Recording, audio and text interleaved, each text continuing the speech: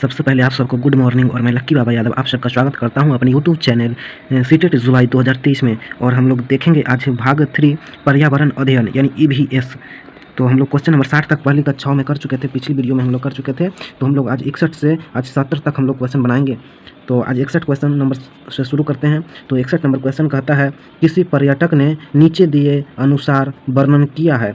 मैं एक गांव में हूं, भारी वर्षा यहाँ की सामान्य विशेषता है, इसलिए यहाँ के गांवों के लोगों ने अपने घर बांस के खंभों पर धरती से लगभग 10 से 12 फुट अर्थात 3 से 3.5 मीटर ऊंचाई पर बनाए हैं। ये घर भीतर से भी लकड़ी के बने हैं। इन घरों की छतें ढालू हैं। यह गांव निम्नलिखित में से कहाँ होना चाहिए? यानी कि जो 10 से 12 फुट जो ऊंचा जो मकान उठता है वो कौन सा जगह पे उठना चाहिए? हिमाचल प्रदेश में कि असम में कि उत्तराखंड में कि आंध्र प्रदेश में? तो आप लोग फटाफट कॉमेंट में बताएं अपना आंसर। तो इसका सही उत्तर होगा असम। असम में ये लकड़ी का जो घर जो बनता है, अंदर से जो लकड़ी का घर बनता है वो 10 से 12 फुट ऊंचाई पर बनता है असम में। तो इसलिए हमारा आंसर होगा ऑप्शन नंबर सी, असम। तो क्वेश्चन नंबर 62 की ओर बढ़ते हैं। 62 क्वेश्चन में कह रहा है कि दक्षिण भारत का सबसे बड़ा मेला आदिवासी उत्सव है।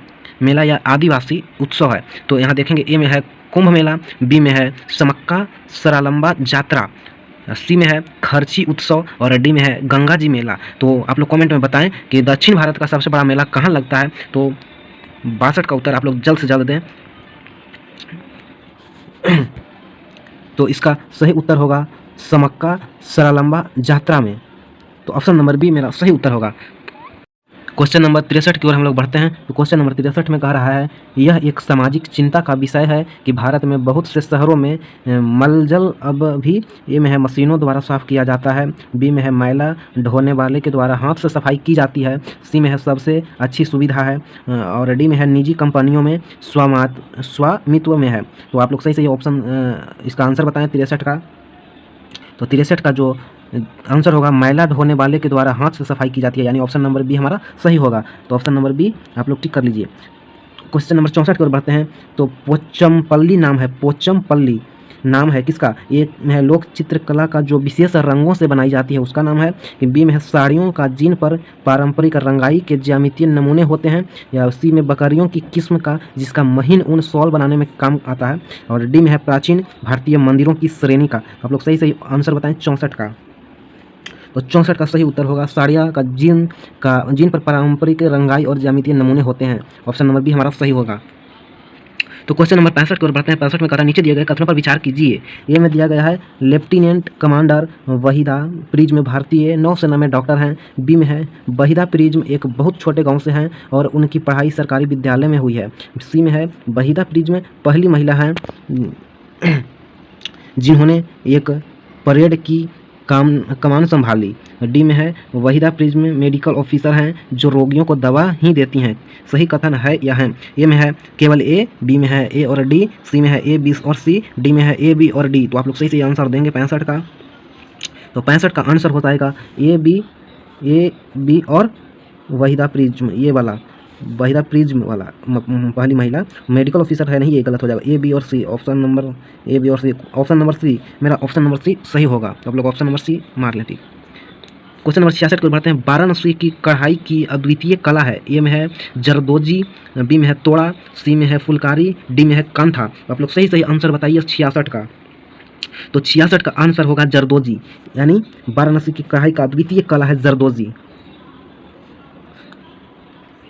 अब हम लोग क्वेश्चन नंबर 67 की ओर बढ़ते हैं कि निम्नलिखित में से कौन सा अंतरिक्ष में यात्रा के लिए प्रयोग करेंगे।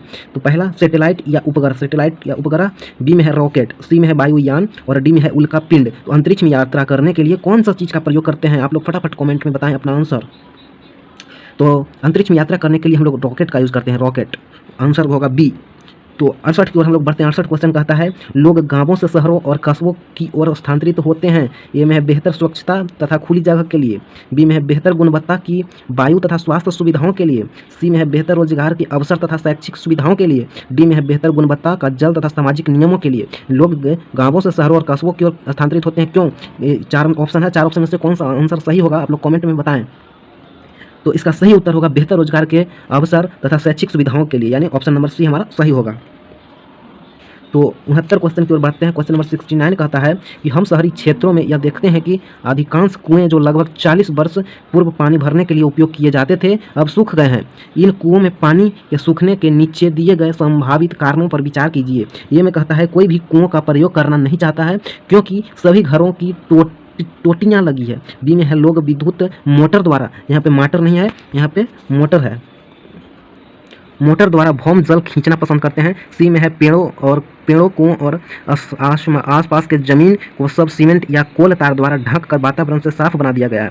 डी में है जिन झीलों तालाबों में वर्षा का पानी इकट्ठा होता था अब वहाँ नहीं है, उन स्थानों पर ऊंचे भवन देखे जा सकते हैं। तो आप लोग बताएंगे। सही उत्तर हैं ए, बी और सी। बी में है बी, सी और डी, सी में है ए, सी और डी, और डी में है ए, बी और डी। तो हम लोग ऑप्शन देखेंगे यहाँ पे 69 का।